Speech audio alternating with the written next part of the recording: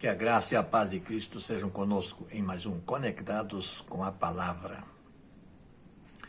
O segredo do que está escrito no muro. Que muro é esse que eu estou falando? Capítulo 21 de Apocalipse, versículo 14, está escrito assim: O muro da cidade tinha 12 fundamentos, e neles estavam os nomes dos 12 apóstolos do Cordeiro. Fala aqui da Nova Jerusalém, a visão que João teve.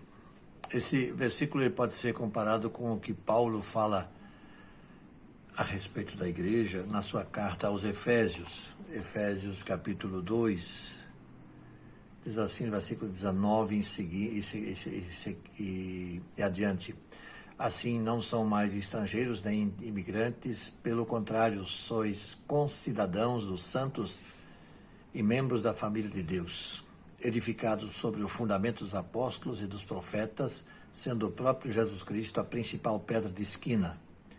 Nele, o edifício inteiro, bem ajustado, cresce para ser templo santo no Senhor, no qual também nós juntos, ou vós juntos, sois edificados para a morada de Deus no Espírito.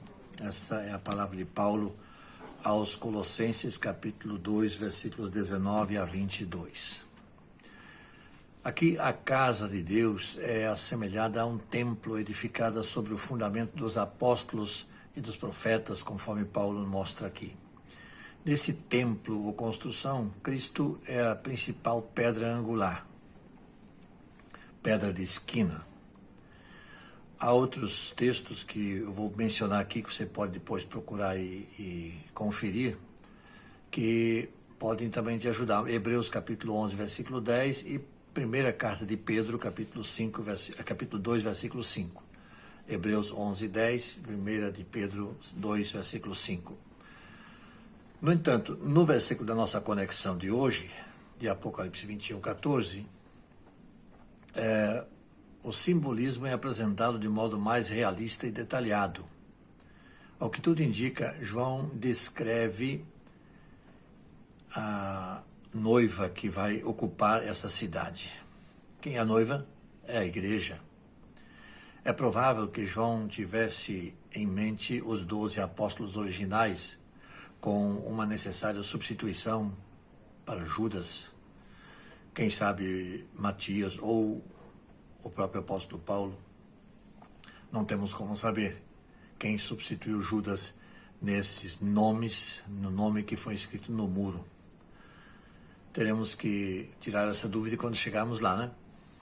Temos que aguardar um pouco. A Nova Jerusalém, de acordo com a descrição bíblica, será um grande cubo,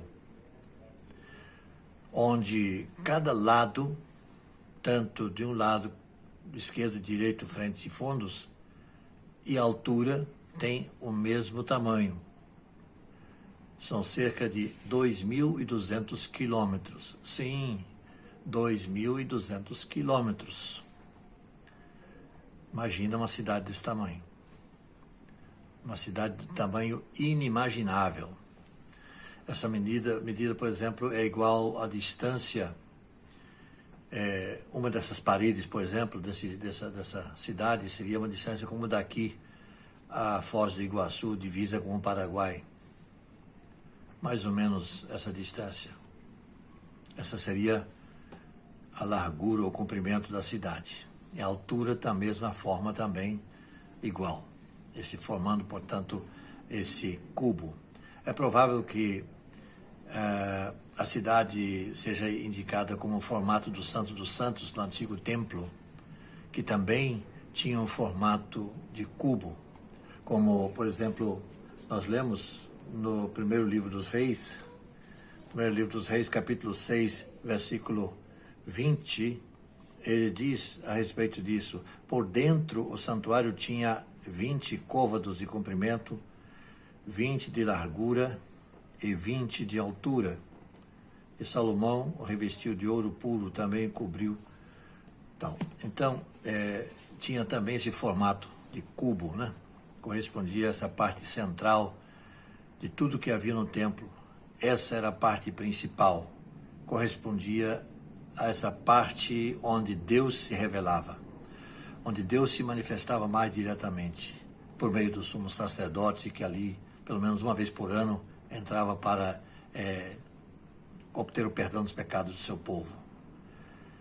Essa magnífica a habitação que o escritor João, lá do Apocalipse 21:14, descreve, será a nossa habitação na eternidade. Nós vamos morar na Jerusalém celestial. Que Deus nos abençoe e nos faça cada vez mais firmes e confiantes de que assim será. E que lá estaremos por toda a eternidade, nessa cidade maravilhosa.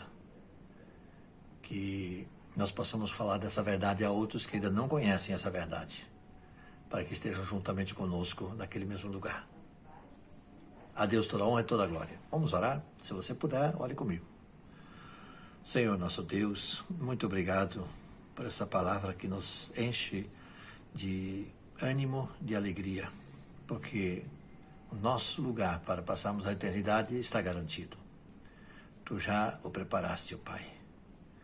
Muito obrigado, Deus. Ajude-nos a sermos fiéis no cumprimento nosso de levarmos essa mensagem àqueles que ainda não te conhecem, para que outros também cheguem lá e assim estejam junto conosco. Para a honra e glória do teu nome, em nome de Jesus. Amém.